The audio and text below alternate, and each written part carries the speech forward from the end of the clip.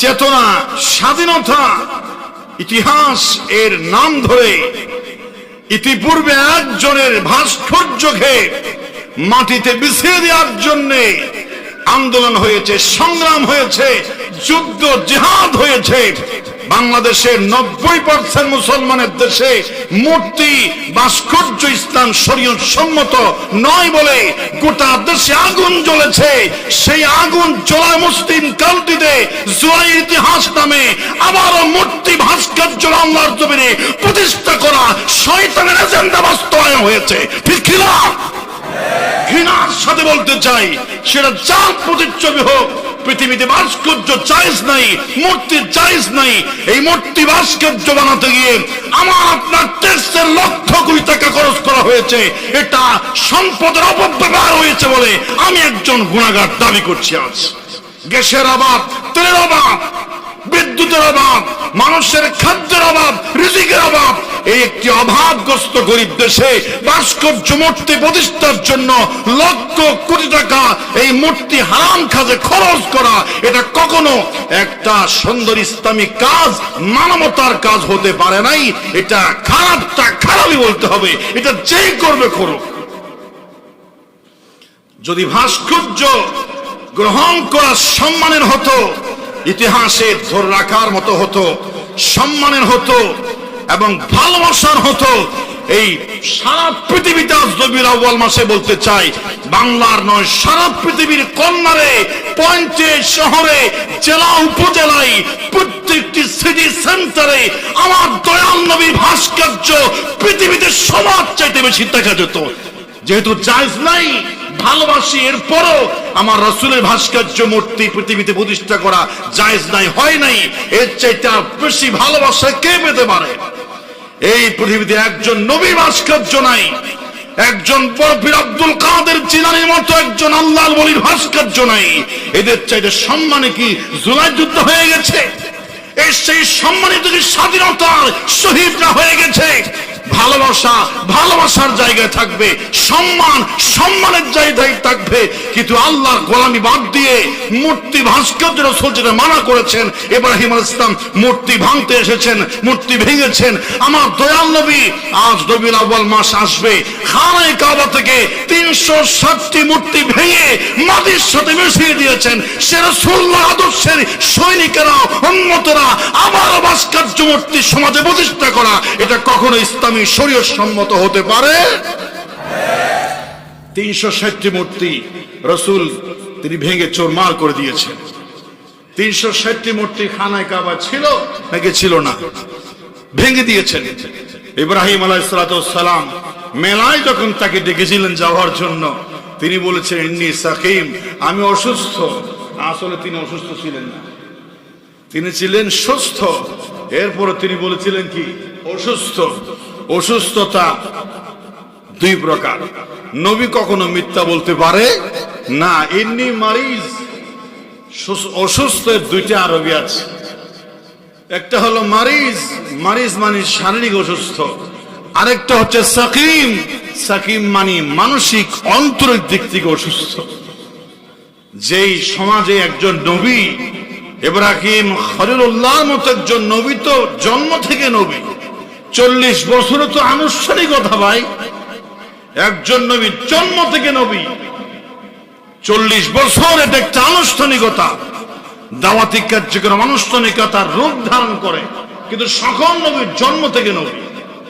এজন্য কোন নবী শিশু বয়সের পর থেকে, একেবারে জন্ম থেকে, বাল্য শিশু থেকে মৃত্যু পর্যন্ত একটা গুনাহের কাজ, একটা সগীরা, একটা কবিরা, একটা অহেতুক, একটা অনর্থক কাজে কোন নবী কিংবা রাসূল মায়ের পেট থেকে জন্ম নিয়ে মৃত্যু পর্যন্ত একজন নবী রাসূলের সাথে জীবনে হয় নাই। কারণ তারা পুত পবিত্র আদর্শ, শ্রেষ্ঠ চারিত্রিক কোয়ালিটি নিয়েই পৃথিবীতে। ونشهد أن لا إله إلا الله وحده لا شريك له ونشهد أن سيدنا وحبيبنا ومولانا محمدا عبده ورسوله الذي أرسله بالحق بشيرا ونذيرا وداعيا إلى الله بإذنه وسراجا منيرا فقد قال الله تعالى في كلامه المجيد وفي فرقانه الحميد أما بعد فأعوذ بالله من الشيطان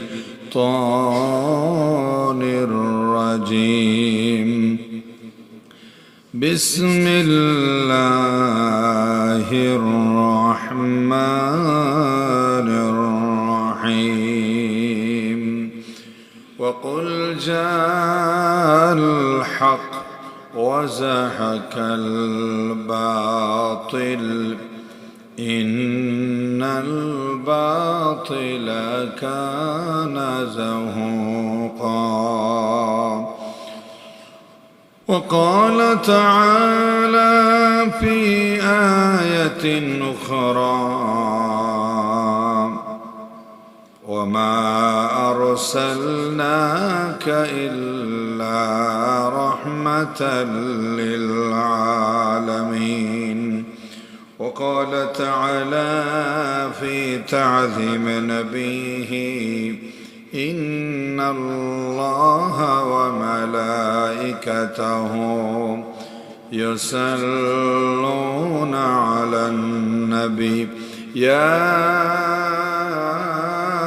أيها الذين آمنوا صلوا عليه وسلموا تسليما اللهم صل على سيدنا مولانا محمد وعلى آل سيدنا مولانا محمد আরবের বুকে মক্কার পরে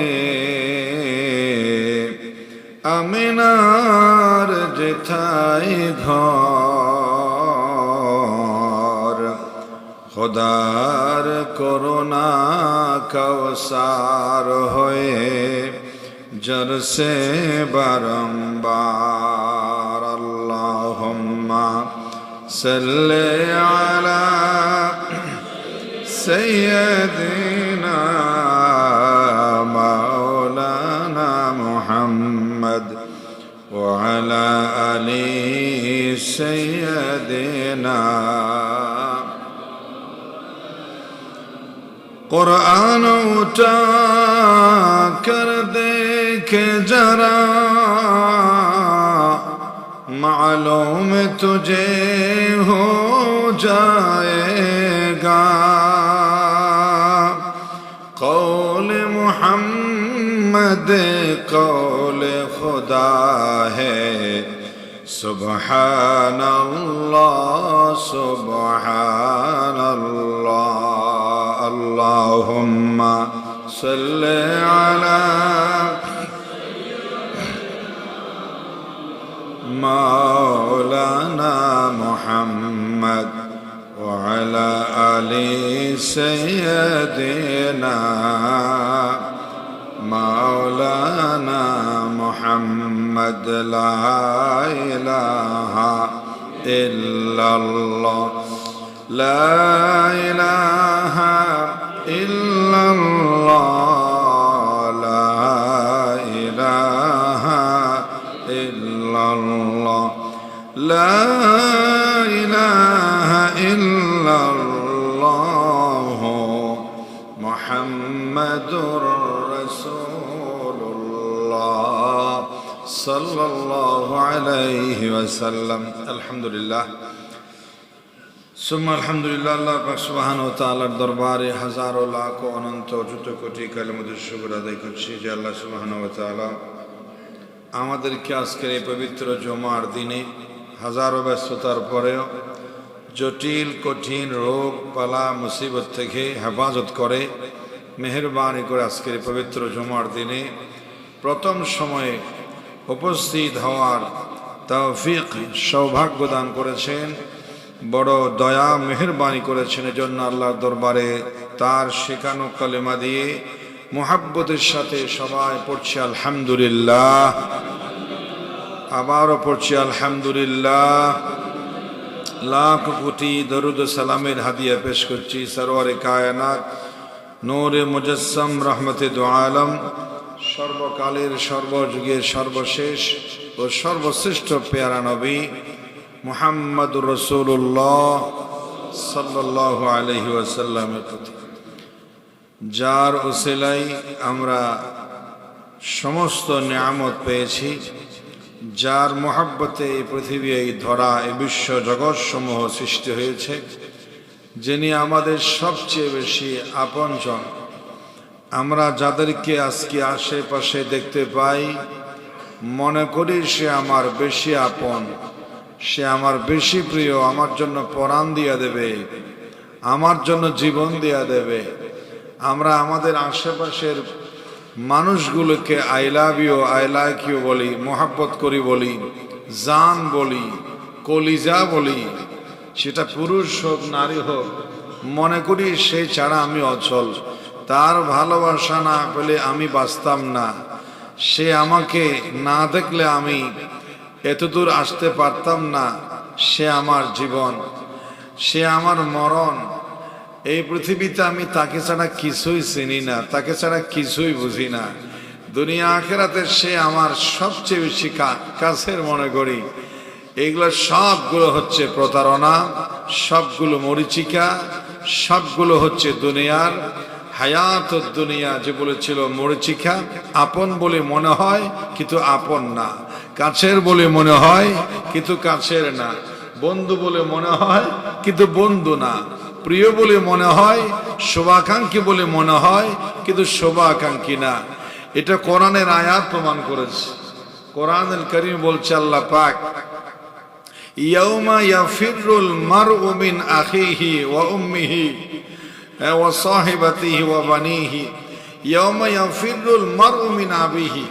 সেদিন পিতা তার সন্তান থেকে দূরে চলে যাবে, সন্তান পিতাকে পিতা পরিচয় দেবে না, পিতা তার সন্তানকে সন্তান বলে পরিচয় দেবে না, স্বামী তার স্ত্রীকে স্ত্রী বলে পরিচয় দেবে না, স্ত্রী তার স্বামীকে স্বামী বলে পরিচয় দেবে না, দাদা নাতিকে তো পরিচয় দিবেই না, বন্ধু তো বন্ধুর পরিচয় দিবেই না। যেখানে মা বাবা ফিল, যেখানে স্ত্রী ফিল, সবাই বলবে আমি তাকে চিনি না। সেদিন বোঝা যাবে কত নম্বরের বন্ধু, কত নম্বরের আপন। যেদিন লাগবে মুসিবতে, সেদিন কেউ পরিচয় দেবে না আপনজন বন্ধু বলে। যেদিন কাউকে পাবো না, সেদিন কাছে এসে বলবে এই আমার প্রিয়, আমার উম্মত, তিনি হচ্ছেন দয়াল নবী মুহাম্মদুর রাসূলুল্লাহ সাল্লাল্লাহু আলাইহি ওয়াসাল্লাম।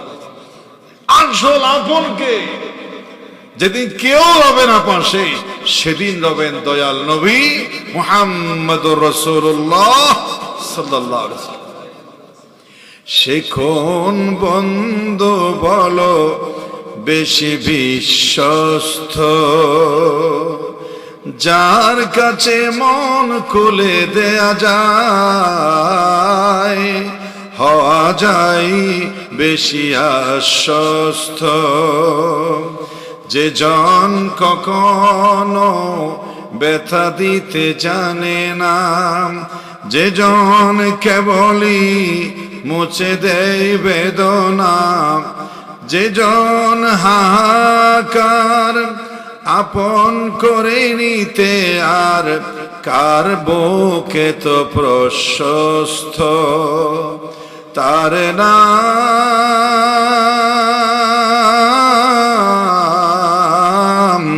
আহমদ বড় বিশ্বস্ত। সুবহানাল্লাহ। মহানবী বলে কারে কেউ বা ডাকে, আমি ডাকি প্রিয়তম বলে। আমাদের সবচেয়ে প্রিয় কে হতে পারে? মুহাম্মদ রাসূলুল্লাহ সাল্লাল্লাহু আলাইহি ওয়াসাল্লাম।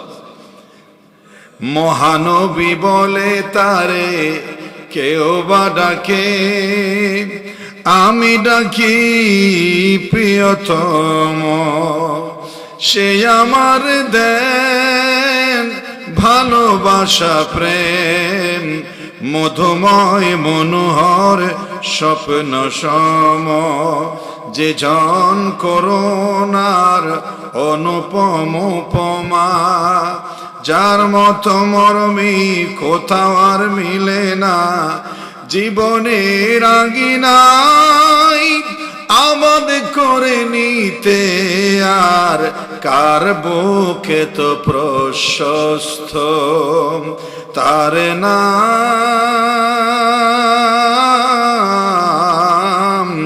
আহমদ বড় বিশ্বস্ত।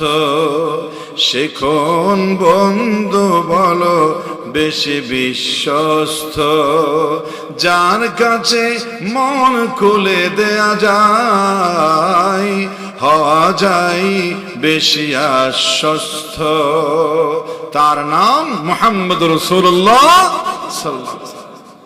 তিনার জন্মদিন, বিলাদতের মাস পবিত্র রবিউল আউয়াল, প্রথম বসন্ত আমাদের কাছে চলে আসছে।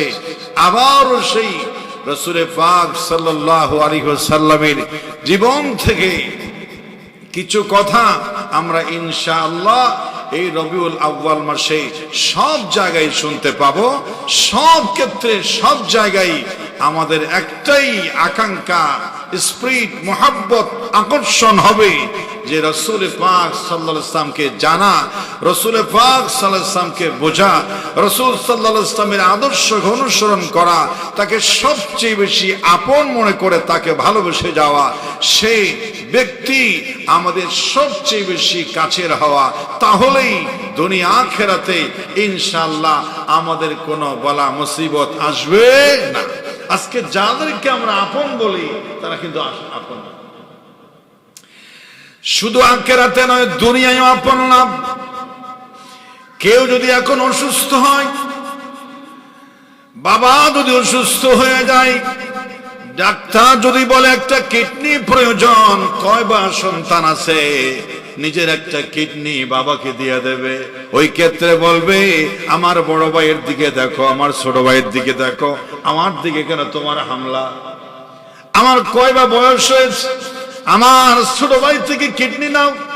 মেয়েও বলতে পারে আমার দুইটা বোন আছে, অমুক বোন থেকে নাও।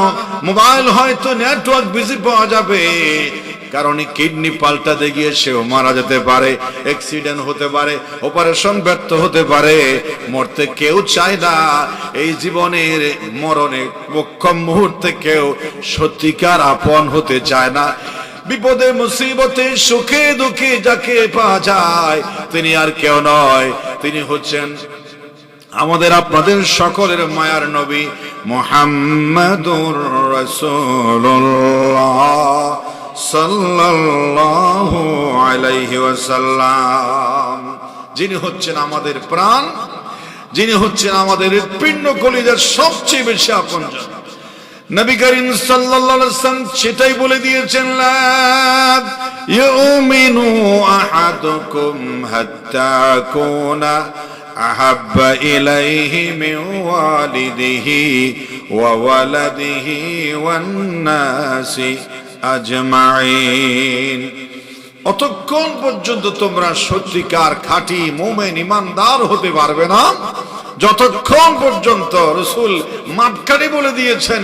ইমানদারের মাপকাঠি তোমার মায়ের চাইতে, তোমার বাবার চাইতে, তোমার স্ত্রী, সারা পৃথিবীর সব মানুষের চাইতে যতক্ষণ পর্যন্ত তোমার হৃদয়ের মনিকোটায় আমি আপন, আমি প্রিয় হতে পারবো না, ততক্ষণ পর্যন্ত তুমি আমি কেউ প্রকৃত খাঁটি মুমিন ইমানদার হতে পারবো।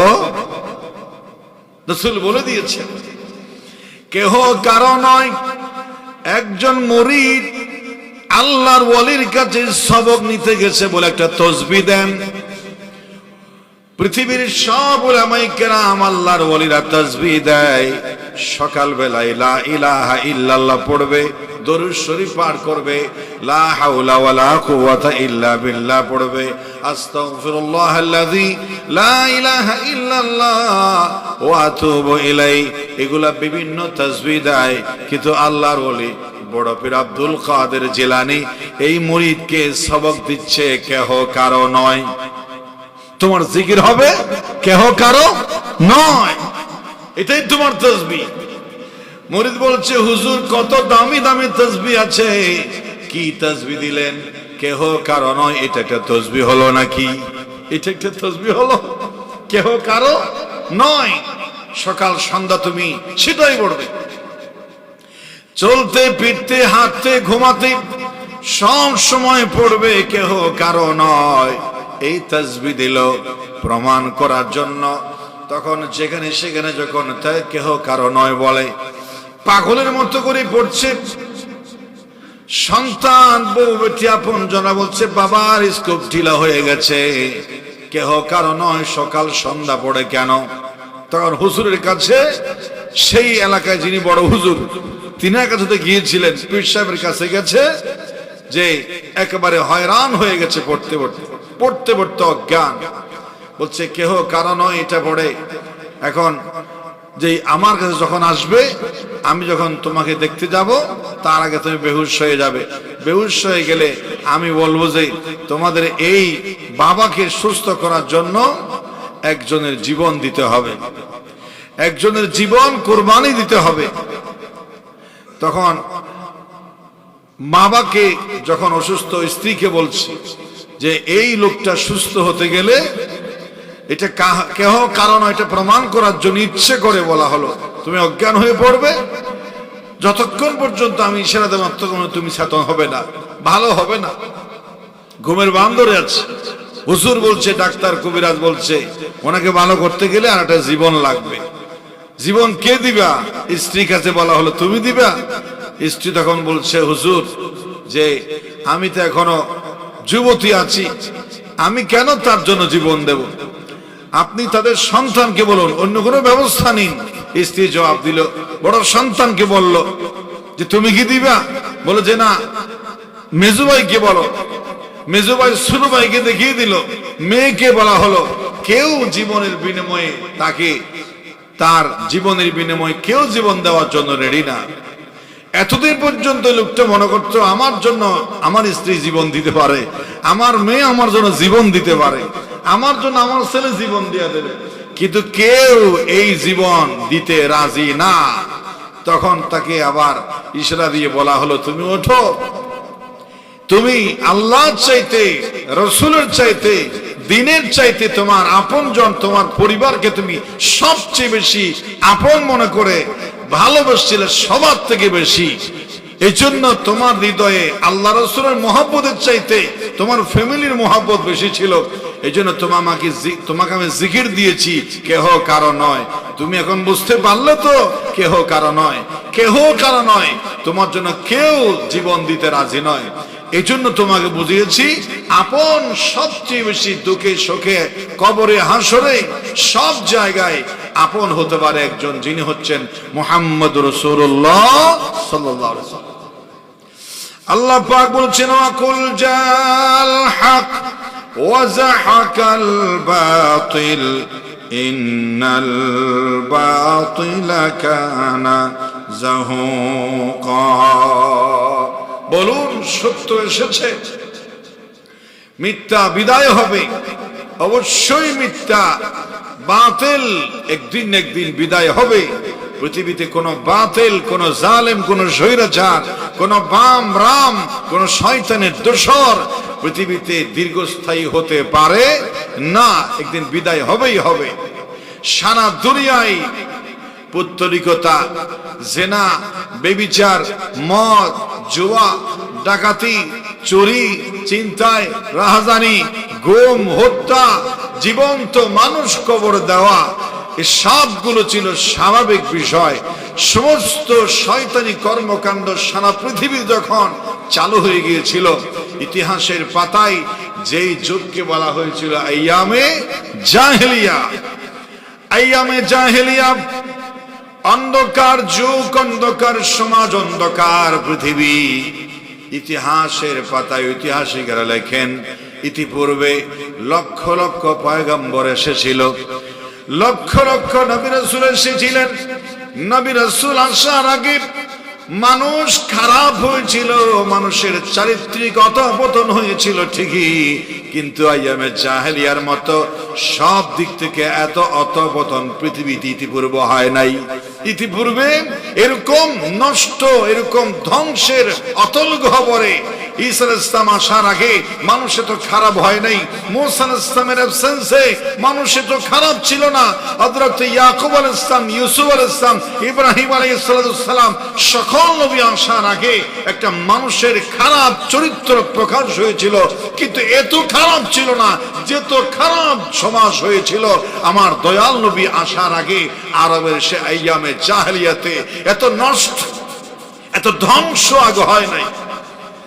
এর জন্য রাসূল পাক সাল্লাল্লাহু আলাইহি ওয়াসাল্লামকে আল্লাহ পাক বাছাই করে রেখেছেন যে অধঃপতন, মানুষের যে চারিত্রিক নৈতিকতার অবক্ষয় হয়েছে, এই অবক্ষয়ে ধ্বংস হয়ে যাওয়া চারিত্রিকে পৃথিবীকে ইব্রাহিম আলাইহিস সালাম ঠিক করতে পারবে না, হযরত মূসা আলাইহিস সালাম ঠিক করতে পারতেন না, হযরত আদম আলাইহিস সালাম পারতেন না, নূহ আলাইহিস সালাম পারতেন না। এরকম একটি অসভ্য বর্বর জাতিকে শুদ্ধ করে চারিত্রিক পরিবর্তন করে মানুষ বানিয়ে জান্নাতি বানাবার জন্য একজন সুপার নবী দরকার। সুপার পাওয়ার একজন নবী, সুপার পাওয়ার একজন সর্বোচ্চ চারিত্রিক সনদের উপরে প্রতিষ্ঠিত খুলুকে আজিম একজন মহামানবের উপরে শ্রেষ্ঠ একজন মহামানবের প্রয়োজন ছিল। এজন্য আল্লাহ রাব্বুল আলামিন বছরের পর বছর ধরে, শতাব্দীর পর শতাব্দী ধরে এই ধ্বংস হয়ে যাওয়া জাতির জন্য একজন রাহবার দাঈ, আল্লাহর পথে ডাকার জন্য একজন শক্তিশালী পুরুষ আল্লাহ পাক বাছাই করে রেখেছিলেন, যিনি হচ্ছেন সর্বশেষ এবং সর্বশ্রেষ্ঠ নবী, দয়াল নবী, আখিরি জামানার পয়গম্বর মুহাম্মদ রাসূলুল্লাহ সাল্লাল্লাহু আলাইহি ওয়াসাল্লাম। বলেন সুবহানাল্লাহ। বাংলাদেশে যেই জেলাটা বেশি মারামারি হয়, যেখানে বেশি হত্যা হয়, খুন হয়, চিন্তায় হয়, ডাকাতি হয়, প্রতিদিন টেলিভিশনে, গণমাধ্যম, পত্রিকায় যেই জেলার কথা আগে হেডলাইনে থাকে, এমন কোন দিন নাই যেই শহরে হত্যা, গুম, রাহাজানি, জেনা, ব্যভিচার হচ্ছে না।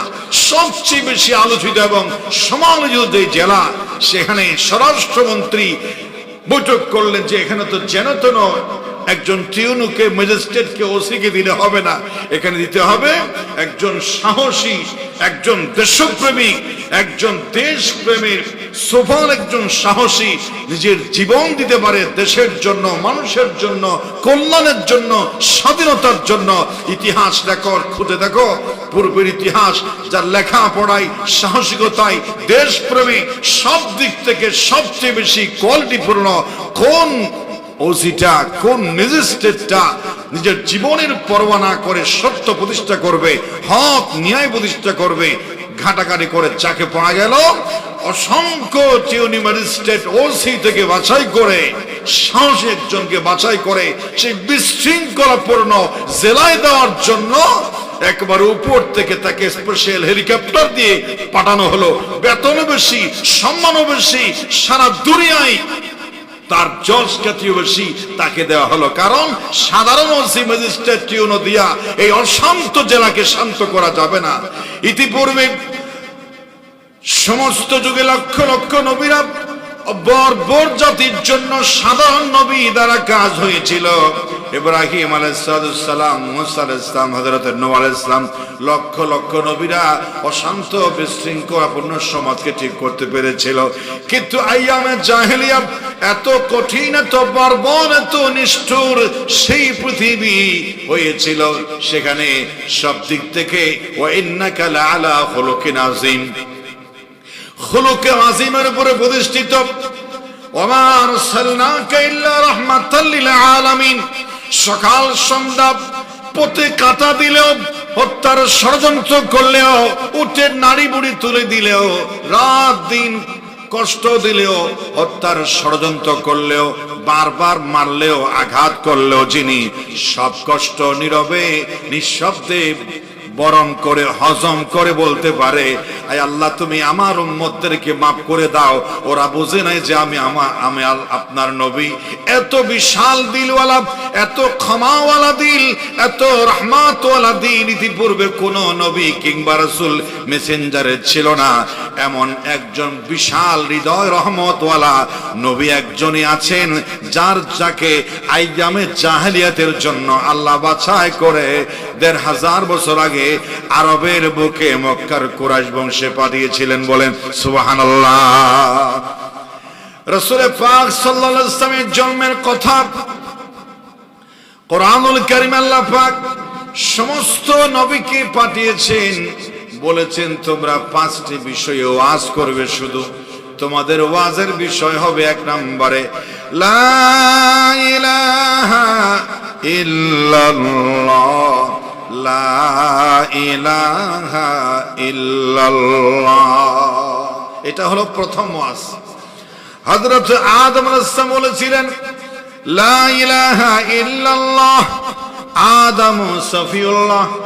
কালিমার 2টি অংশ, দ্বিতীয় অংশ বারবার চেঞ্জ হয়, প্রথম অংশের কোনো চেঞ্জ নাই, প্রথম অংশের কোনো পরিবর্তন নাই। কারণ কালিমার প্রথম অংশ কার? আল্লাহর। লা ইলাহা ইল্লাল্লাহ এটা কার জন্য? আল্লাহর জন্য। আল্লাহ ছাড়া কোনো ইলাহ মাবুদ অবশ্য নাই। এটা আগের ওয়াজ। কালিমার এটা 2 ভাগ, এটা 2 টুকরা, 1 টুকরা করা হয়েছে, 2টি পার্টকে একসাথে লাগানো হয়েছে, আপনারা জানেন সেটা। এটা ক্লিয়ার হবে এখন যখন কালিমা পড়বো আমি। লা ইলাহা ইল্লাল্লাহ, আদম আলাইহিস সালাম বলেছিলেন তোমরা বলো আদম সফিউল্লাহ। এরপরে লা ইলাহা ইল্লাল্লাহ, নূহ আলাইহিস সালাম বলেছিলেন নূহ নাজিউল্লাহ। লা ইলাহা ইল্লাল্লাহ, ইয়াকুব আলাইহিস সালাম বলেছিলেন বলো ইয়াকুব সফিউল্লাহ। লা ইলাহা ইল্লাল্লাহ, ইব্রাহিম আলাইহিস সালাম বলেছিলেন তোমরা বলো এই অংশের সাথে ইব্রাহিম খলিলুল্লাহ, ইব্রাহিম খলিলুল্লাহ। লা ইলাহা ইল্লাল্লাহ, ইব্রাহিম খলিলুল্লাহ। হযরত দাউদ আলাইহিস সালাম বলেছিলেন তোমরা বলো লা ইলাহা ইল্লাল্লাহ, দাউদ খলিফাতুল্লাহ।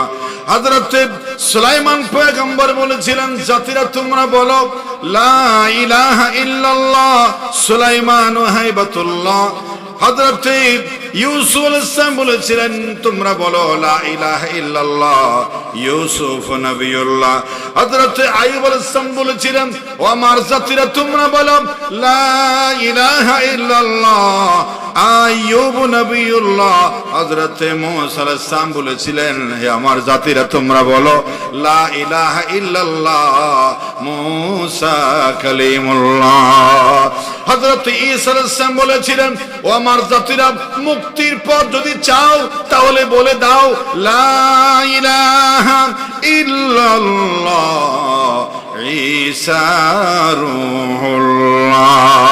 আর আমার দয়াল নবী মায়ার নবী গুনাহগার উম্মতের কান্দারি বলেছিলেন কিয়ামত পর্যন্ত যারা আজ থেকে জন্মগ্রহণ করবে তোমরা যদি আখিরাতে মুক্তি চাও, নাজাত চাও, তাহলে প্রথমে কালিমার মুখপাত্রটা বলে দাও। তোমাদের কালিমা হবে একটা লা ইলাহা ইল্লাল্লাহু মুহাম্মাদুর রাসূলুল্লাহ সাল্লাল্লাহু আলাইহি ওয়াসাল্লাম। তাহলে বোঝা গেল কালিমার পাঠ কয়টি? 2টি পাঠ আছে। প্রথম পাঠের কোনো পরিবর্তন, সংযোজন, বিয়োজন, বাড়ানো কিছু সিস্টেম নাই। দ্বিতীয় অংশে পরিবর্তন আছে না নাই? আছে। যে নবী যখন আসছিলেন সেই নবীকে আল্লাহর নবী, আল্লাহর রসুল, আল্লাহর প্রতিনিধি, আল্লাহর খলিফা, আল্লাহর রসুল, সেটা বলাটাই ছিল ঈমানের পরিপূর্ণতা। 2 নম্বরে ওয়াজ ছিল ইবাদান লিল্লাহি, একমাত্র আল্লাহর, সব ক্ষেত্রে গোলামি হবে আল্লাহর। আল্লাহ ছাড়া কারো গোলামি দাসত্ব করা যাবে না, জীবনের কোন অংশকে আলাদা করে বলা যাবে না এটা আমার রাজনীতি, এটা আমার ব্যবসা, এটা আমার চাকরি, এটা আমার পেট, এটা আমার সংসার, এটা আমার ভিন্ন আলাদা লাইফের অংশ। এখানে আমি আল্লাহর গোলামি কোরআন হাদিসের ফর্মুলা গ্রহণ করতে পারবো না। যদি পারি, যদি চলি, তাহলে আমার পেট চলবে না, শরীয়তের জায়গায় শরীয়ত থাকবে, আর আমার জীবনের ব্যবসা বাণিজ্য আলাদা হবে। ধর্মকে আমার ব্যবসা থেকে আলাদা করার ফর্মুলা দেয়। বলা হয় পেপার পত্রিকায় হেডলাইন আছে, ধর্মকে ব্যবসা থেকে আলাদা করা হোক, ধর্মকে রাজনীতি থেকে আলাদা করা হোক, ধর্মকে সংসদ থেকে আলাদা করা হোক, ধর্মকে বঙ্গভবন, সুপ্রিম কোর্ট, জজ কোর্ট, হাইকোর্ট থেকে আলাদা করা হোক। যেখানে সেখানে ধর্ম নিয়ে বাড়াবাড়ি করা, এটা ধর্মের সঙ্গে ঠাট্টা মস্কারি, এটা কাফের বেঈমান শয়তানের ফর্মুলা, এটা ইবলিসের ফতোয়া। যেখানে সেখানে ধর্মের নিয়ে বাড়াবাড়ি করা, ধর্মকে, কোরআনকে, শরীয়তকে, রাসূলের আদর্শকে সংসদে নেওয়া যাবে না। এটা রাসূলের সুন্নতের, রাসূলের আদর্শের উপরে বেমানান হবে, এটা শানের খেলাফ হবে বলে দামি জায়গায় কোরআন হাদিসের বিধিবিধান ফতোয়াকে টুকতে না দেওয়া, এটা কৌশলে শয়তানের ফতোয়াকে বাস্তবায়ন করা। পৃথিবীর মানুষের জীবনের সব ক্ষেত্রে গোলামি হবে একজনের, তিনি কে? আলাদা করার কোন সুযোগ নাই। ইবাদান লিল্লাহি ওয়াহদা। আজ কথা প্রসঙ্গে সমালোচনা করতে হয়। জুলাই যোদ্ধা, জুলাই ইতিহাস, জুলাই স্মৃতিচারণে আজকে ইসলাম বা ভালো নেককার চেতনা, স্বাধীনতা, ইতিহাস এর নাম ধরে ইতিপূর্বে একজনের ভাস্কর্যকে মাটিতে বিছিয়ে দেওয়ার জন্য আন্দোলন হয়েছে, সংগ্রাম হয়েছে, যুদ্ধ জিহাদ হয়েছে। বাংলাদেশের 90% মুসলমানের দেশে মূর্তি, ভাস্কর্য ইসলাম শরীয়ত সম্মত নয় বলে গোটা দেশে আগুন জ্বলেছে। সেই আগুন জ্বলা মুসলিম কান্ট্রিতে জুলাই ইতিহাস নামে আবারও মূর্তি, ভাস্কর্য আল্লাহর জমিনে প্রতিষ্ঠা করা শয়তানের এজেন্ডা বাস্তবায়ন হয়েছে। ঠিক কি না? ঘৃণার সাথে বলতে চাই, সেটা যার প্রতিচ্ছবি হোক, পৃথিবীতে ভাস্কর্য জায়েজ নাই, মূর্তি জায়েজ নাই। এই মূর্তি, ভাস্কর্য বানাতে গিয়ে আমার আপনার ট্যাক্সের লক্ষ কোটি টাকা খরচ করা হয়েছে। এটা সম্পদের অপব্যবহার হয়েছে বলে আমি একজন গুনাহগার দাবি করছি। আজ গ্যাসের অভাব, তেলের অভাব, বিদ্যুতের অভাব, মানুষের খাদ্যের অভাব, রিজিকের অভাব, এই একটি অভাবগ্রস্ত গরিব দেশে ভাস্কর্য মূর্তি প্রতিষ্ঠার জন্য লক্ষ কোটি টাকা এই মূর্তি হারাম কাজে খরচ করা, এটা কখনো একটা সুন্দর ইসলামিক কাজ, মানবতার কাজ হতে পারে নাই। এটা খারাপটা খারাপই বলতে হবে, এটা যেই করবে করুক। যদি ভাস্কর্য গ্রহণ করা সম্মানের হতো, ইতিহাসে ধরে রাখার মতো হতো, সম্মানের হতো এবং ভালোবাসার হতো, এই সারা পৃথিবীতে আজ রবিউল আউয়াল মাসে বলতে চাই, বাংলার নয় সারা পৃথিবীর কর্নারে, পয়েন্টে, শহরে, জেলা, উপজেলায়, প্রত্যেকটি সিটি সেন্টারে আমার দয়াল নবীর ভাস্কর্য পৃথিবীতে সবার চাইতে বেশি দেখা যেত। যেহেতু জায়েজ নাই, ভালোবাসি, এরপরও আমার রাসূলের ভাস্কর্য মূর্তি পৃথিবীতে প্রতিষ্ঠা করা জায়েজ নাই, হয় নাই। এর চাইতে বেশি ভালোবাসা কে পেতে পারে? এই পৃথিবীতে একজন নবী ভাস্কর্য নাই, একজন বড় পীর আব্দুল কাদের জিলানীর মতো একজন আল্লাহর ওলির ভাস্কর্য নাই। এদের চাইতে সম্মানে কি জুলাই যুদ্ধ হয়ে গেছে? এই সেই সম্মানিত যে স্বাধীনতার শহীদরা হয়ে গেছে। ভালোবাসা ভালোবাসার জায়গায় থাকবে, সম্মান সম্মানের জায়গায় থাকবে, কিন্তু আল্লাহর গোলামি বাদ দিয়ে মূর্তি, ভাস্কর্য রাসূল যেটা মানা করেছেন, ইব্রাহিম আলাইহিস সালাম মূর্তি ভাঙতে এসেছেন, মূর্তি ভেঙেছেন। আমার দয়াল নবী আজ রবিউল আউয়াল মাস আসবে, খানায়ে কাবা থেকে 360টি মূর্তি ভেঙে মাটির সাথে মিশিয়ে দিয়েছেন। সে রাসূলুল্লাহ আদর্শের সৈনিকেরা, উম্মতরা আবার ভাস্কর্য মূর্তি সমাজে প্রতিষ্ঠা করা, এটা কখনো ইসলামী শরীয়ত সম্মত হতে পারে? 360টি মূর্তি রাসূল তিনি ভেঙে চুরমার করে দিয়েছেন। 360টি মূর্তি খানায় কাবা ছিল নাকি ছিল না? ভেঙে দিয়েছেন। ইব্রাহিম আলাইহিস সালাম মেলায় যখন তাকে ডেকেছিলেন যাওয়ার জন্য, তিনি বলেছেন ইন্নী সাকিম, আমি অসুস্থ। আসলে তিনি অসুস্থ ছিলেন না, তিনি ছিলেন সুস্থ। এরপরে তিনি বলেছিলেন কি অসুস্থ। অসুস্থতা দুই প্রকার, নবী কখনো মিথ্যা বলতে পারে না। ইন্নী মারিজ, অসুস্থের দুইটা আরবি আছে, একটা হলো মারিজ, মারিজ মানে শারীরিক অসুস্থ, আরেকটা হচ্ছে সাকিম, সাকিম মানে মানসিক অন্তরের দিক থেকে অসুস্থ। যেই সমাজে একজন নবী ইব্রাহিম খলিলুল্লাহর মতো একজন নবী, তো জন্ম থেকে নবী, 40 বছরও তো আনুষ্ঠানিকতা ভাই, একজন নবী জন্ম থেকে নবী, 40 বছর এটা একটা আনুষ্ঠানিকতা, দাওয়াতি কার্যক্রম আনুষ্ঠানিকতার রূপ ধারণ করে, কিন্তু সকল নবীর জন্ম থেকে নবী। এজন্য কোন নবী শিশু বয়সের পর থেকে, একেবারে জন্ম থেকে, বাল্য শিশু থেকে মৃত্যু পর্যন্ত একটা গুনাহের কাজ, একটা সগীরা, একটা কবিরা, একটা অহেতুক, একটা অনর্থক কাজে কোন নবী কিংবা রাসূল মায়ের পেট থেকে জন্ম নিয়ে মৃত্যু পর্যন্ত একজন নবী রাসূলের সাথে জীবনে হয় নাই।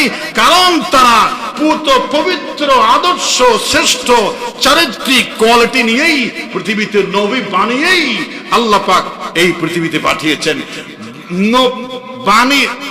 পৃথিবীতে পাঠানোর পর নবী বানান নাই, নবী বানিয়ে পৃথিবীতে পাঠিয়েছেন।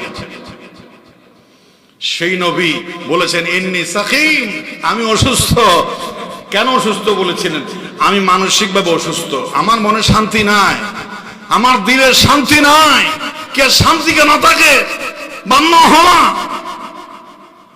সংসারের অভাব শোন না, না সব ঠিক আছে, বরং আমার পিতা হচ্ছে আজর, ফেরাউনের একেবারে একান্ত কাছের সচিব, সবচেয়ে বেতনধারী ভিআইপি কোয়ার্টারে থাকতো আমার বাবা।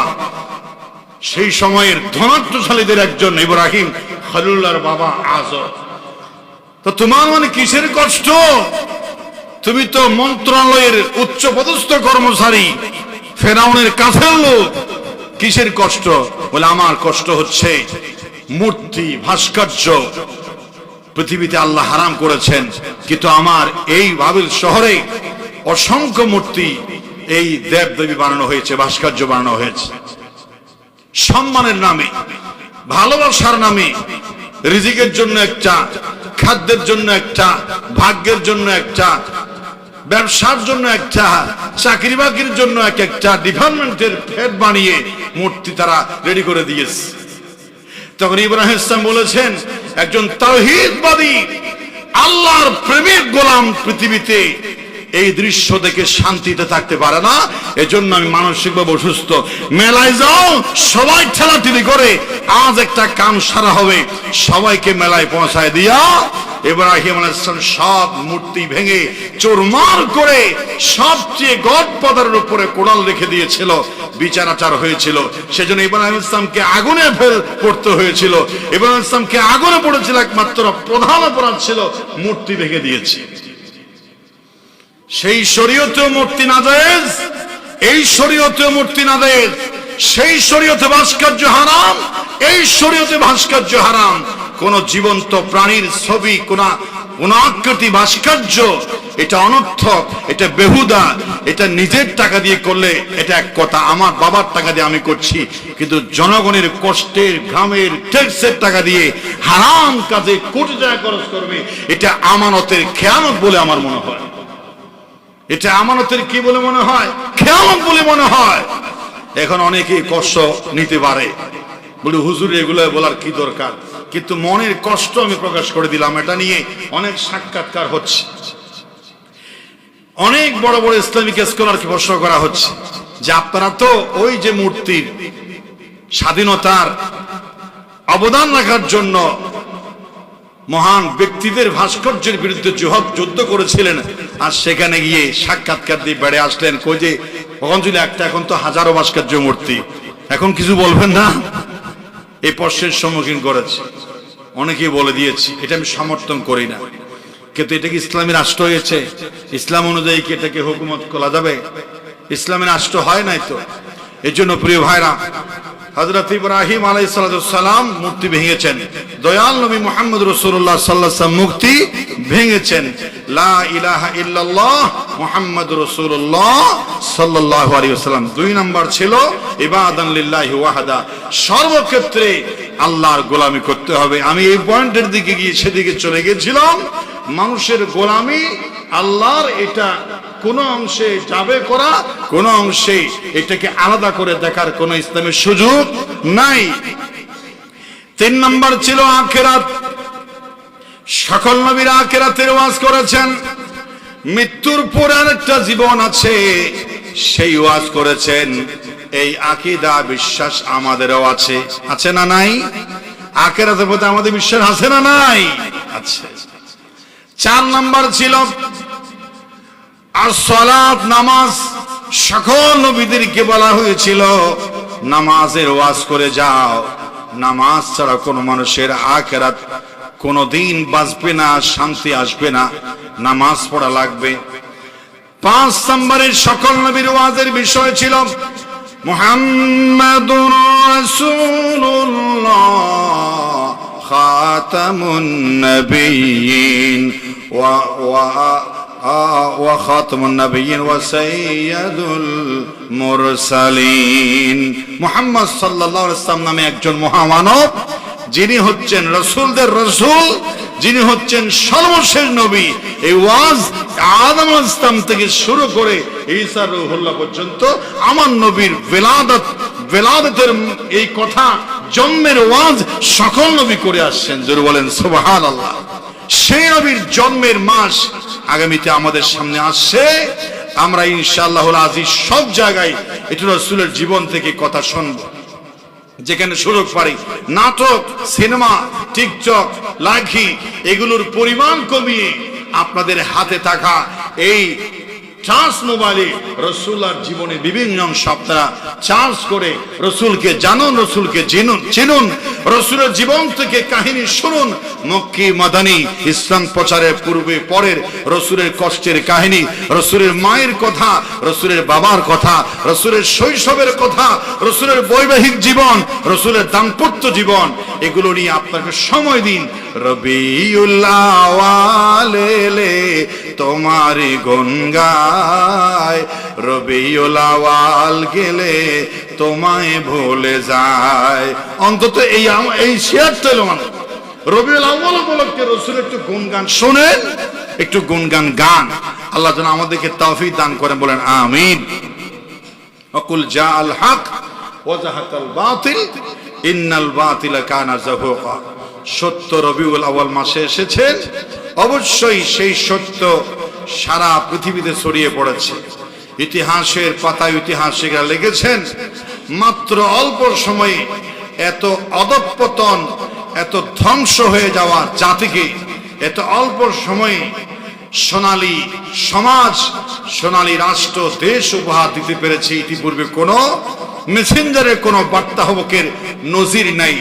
মাত্র 40 বছরের নবুয়তের আনুষ্ঠানিকতার শুরু থেকে 63 বছর মাত্র তিনি হায়াত পেয়েছিলেন। নূহ আলাইহিস সালাম তো একেবারে 1500 বছর কি 1000 বছর, 950 বছর দাওয়াত দিয়েছেন। সকল নবীরা 700, 800, 900, 2000, 2500, 500, 300 বছর দাওয়াতি কার্যক্রম চালিয়েছেন। ওরা সামান্য একটা এরিয়ার অমানুষকে মানুষ করেছেন, কিন্তু আমার নবী নবুয়তি জিন্দেগির মাত্র 23 বছরে কি টেকনিকে, কি কৌশলে, কি ভালোবাসা, কি রহমত দিয়ে একেবারে জাদুকরী ভাবে, ম্যাজিক মিরাক্কেল ভাবে মাত্র 23 বছরে গোটা পৃথিবীর অশান্ত পৃথিবীকে, অশান্ত নৈতিক চরিত্রতায় অধঃপতন হয়ে যাওয়া, জীবন্ত সন্তান কবর দেওয়া, চুরি ডাকাতি রাহাজানি সবগুলোকে কবর দিয়ে একটি সোনালী রাষ্ট্র উপহার দিয়েছিলেন আমার দয়াল নবী মুহাম্মদ রাসূলুল্লাহ সাল্লাল্লাহু আলাইহি ওয়াসাল্লাম। এবং ঐতিহাসিকরা বলেছেন 1500 বছর পরে ওরা বলছেন, যারা মনীষী ইসলামী চিন্তাবিদ, কি হয়েছে এই পৃথিবীতে? হত্যা, রাহাজানি, গুম চলছে, অশান্তির আগুন চলছে। যদি আবারও 1500 বছর আগের কুরাইশ বংশে জন্ম নেওয়া আব্দুল্লাহর পুত্র আব্দুল মুত্তালিবের নাতি এতিম শিশু মুহাম্মদের হাতে যদি আবার এই বর্তমান পৃথিবীর দায়িত্ব দেওয়া যায়, আমরা বিশ্বাস করি অল্প সময়ে গোটা পৃথিবীর অশান্তি এক নিমেষের ভিতরে শান্তিতে পরিণত করা যাবে যদি আবার সেই মুহাম্মদের হাতে ক্ষমতা দায়িত্ব নেস্তবার দেওয়া হয়। তিরিনায় কি হয়েছে তার জীবনের আদর্শ আছে তো। আবার যদি লাকাদ কানা লাকুম ফি রাসূলিল্লাহি উসওয়াতুন হাসানা, রাসূলের আদর্শের উপরে আদলে আবার যদি বর্তমান পৃথিবী পরিচালিত করা যায়, সব শান্তি দূর হয়ে আবারও ইসলামী রাষ্ট্র, একটি সোনালী রাষ্ট্র, একটি শান্তির সমাজ প্রতিষ্ঠিত হবে। ইসলাম সম্পর্কে, রাসূল সম্পর্কে যারা জানে তারা এটা বলেছে, সবার কাছে প্রকাশ করে দিয়েছে।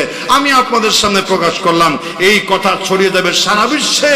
এরপরেও শয়তান তো বসে নাই, শয়তান কখনো রাসূলের চরিত্র পরে গোটা সমাজকে উঠতে দিচ্ছে না। আজ হোক কাল হোক হবে। কতদিন ঠেলবেন? ঠেলার সময় শেষ। ইসলামী আদর্শ কোরআন হাদিস কতদিন ঠেলবেন? আসতেছে ইমাম মেহেদী, আসতেছে ঈসা রুহুল্লাহ। সারা পৃথিবীর ভূখণ্ডে এক আল্লাহর গোলামি ছাড়া সমস্ত কিছু কবর হয়ে যাবে। সেদিন সোনালী সমাজ আবার দেখবে মানুষ, কিন্তু আমরা থাকবো না। আমাদের নাতি পুতিরা দেখবে কোরআন দিয়ে কেমনে সমাজ চলে, ইসলাম দিয়ে কেমনে সমাজ চলে, রাসূলের আদর্শ দিয়ে কেমনে সমাজ চলে সুন্দর শান্তির হয়, এটা আমাদের নাতি পুতিরা দেখবে। বলেন ইনশাআল্লাহ।